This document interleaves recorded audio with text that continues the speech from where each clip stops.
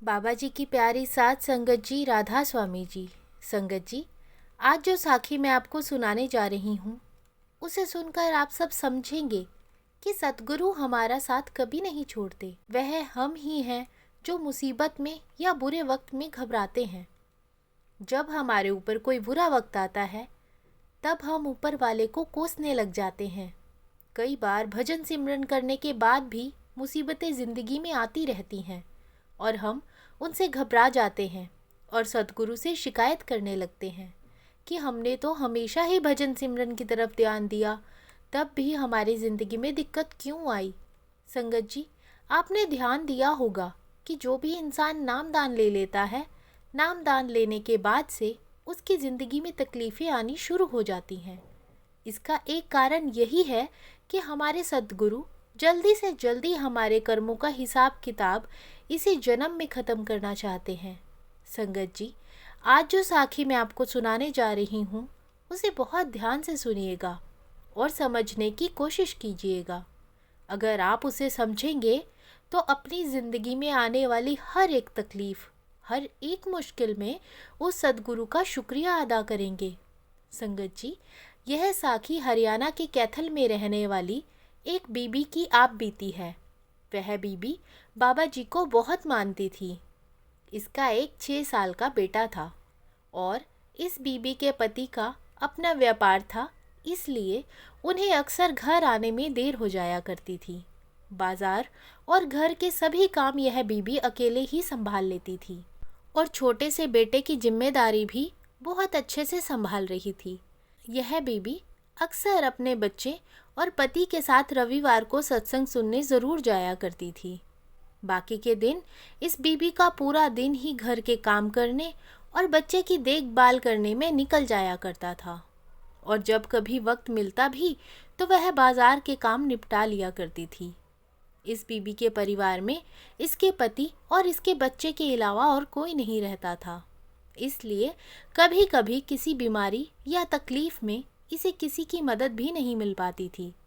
छोटा बच्चा और घर के इतने कामों के कारण यह बीबी शाम तक इतना ज़्यादा थक जाया करती थी कि यह भजन सिमरन के लिए वक्त नहीं निकाल पाती थी। लेकिन इस बीबी की एक आदत थी कि यह सारा दिन काम करते हुए, चाहे वह खाना बनाना हो या फिर घर की सफाई ही क्यों ना हो, यह बीबी हर वक्त अपने मन में भजन सिमरन चलते फिरते करती रहा करती थी। बच्चा 6 साल का था तो काफ़ी शरारती भी था। ऐसे ही एक दिन बच्चा घर में खेल रहा था और उसकी माँ खाना बना रही थी। खाना बनाते हुए और रसोई घर में काम करते हुए वह रोज़ की तरह भजन सिमरन किए जा रही थी। तभी अचानक उसे एक ऐसी आवाज़ आई जिससे वह कांप गई। बहुत तेज़ कुछ गिरने की आवाज़ थी। अपने घर के आंगन में जाकर जब उस बीबी ने देखा तो उसका बेटा आंगन में खून से लथपथ पड़ा था। उसे देखकर उसकी माँ चिल्ला चिल्ला कर रोना चाहती थी, लेकिन चिल्लाकर बुलाती भी तो किसे, घर पर कोई था ही नहीं। अपने बच्चे को अपनी गोद में उठाकर घर के सबसे नज़दीकी अस्पताल में दौड़ी चली गई और रास्ते में सतगुरु को कोसती गई। बोली कि बाबा जी, मैंने कभी किसी का बुरा नहीं किया और हमेशा जब भी कोई काम करती हूँ, हमेशा मेरे मन में सिमरन चलता रहता है, फिर भी आपने मेरा साथ नहीं दिया। आज से करीब 10-15 दिन पहले ही इस बीबी का हर्निया का ऑपरेशन हुआ था, जिसके कारण इसके पेट पर टांके लगे हुए थे। लेकिन अपने उन टांकों और कमज़ोरी को भूलकर वह अपने बच्चे को गोद में उठाकर दौड़ती चली जा रही थी। अस्पताल पहुंची तो डॉक्टर ने कहा कि बच्चा ठीक हो जाएगा, उसे अंदरूनी चोटें बहुत कम लगी हैं, जिसके कारण डरने वाली कोई बात नहीं और बाहरी चोटों को ठीक होने में थोड़ा सा वक्त लग जाएगा, लेकिन आपका बेटा खतरे से बाहर है। इस बीबी का बेटा 2 से 3 दिन के लिए अस्पताल में एडमिट रहा। पहले 2 दिन तो जब इस बीवी ने अपने बेटे को दर्द से तड़पते हुए देखा तो उसने बाबा जी के साथ बहुत लड़ाई की, लेकिन जब तीसरे से चौथे दिन बच्चे को थोड़ा आराम आया और वह घर आ गया, तब एक दिन सोते हुए यह बीबी घटना वाले दिन को अपने मन में दोहराने लगी। तब इस बीबी के मन में जो चीज़ें आई उससे वह बहुत ज़्यादा पछतावे में पड़ गई।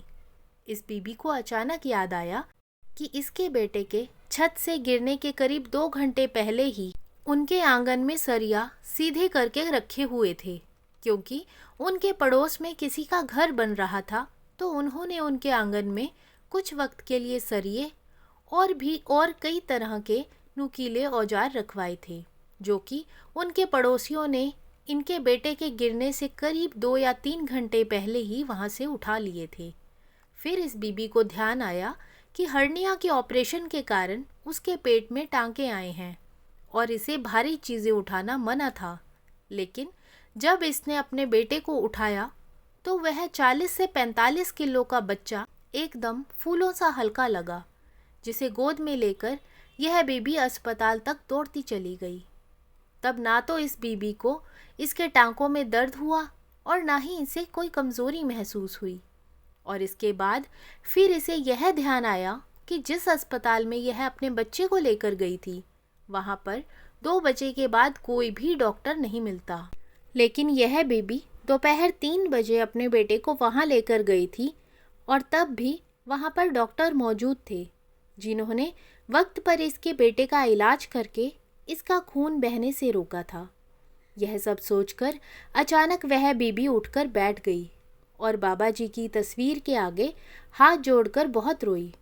तब उसने यह सारी बातें अपने पति के साथ साझा की और तब इस बीबी के पति ने उसे समझाने की कोशिश की कि बाबा जी हमेशा कहते हैं कि मैं तुम्हारी ज़िंदगी में आने वाले किसी भी कष्ट को नहीं रोक सकता। कर्मों का जो हिसाब किताब होना है वह तो ज़रूर होकर रहेगा, लेकिन अगर हम भजन सिमरन करेंगे, उस मालिक को याद करेंगे और उसके भाने में रहेंगे, तो वह मालिक हमें इतनी शक्ति बख्श देगा कि हम बड़े से बड़े कष्ट को भी हंसकर झेल लेंगे। अपने पति की यह बातें सुनने के बाद वह बीबी बहुत पछताई और बाबा जी की तस्वीर के आगे हाथ जोड़कर उनसे माफ़ी मांगने लगी कि सतगुरु, आपने तो मेरा हाथ एक पल के लिए भी नहीं छोड़ा था और मैं ही हूँ जो आपका शुक्र करने की जगह आपसे शिकायतें करने बैठ गई।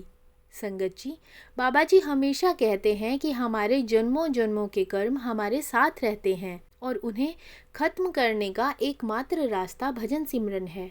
संगत जी, बाबा जी चाहें तो एक पल में किसी के भी कर्मों को माफ़ कर दें और उसे सचखंड पहुंचा दें। लेकिन बाबा जी हमेशा यह भी कहते हैं कि जो चीज़ आसानी से मिल जाती है उसकी कद्र नहीं होती।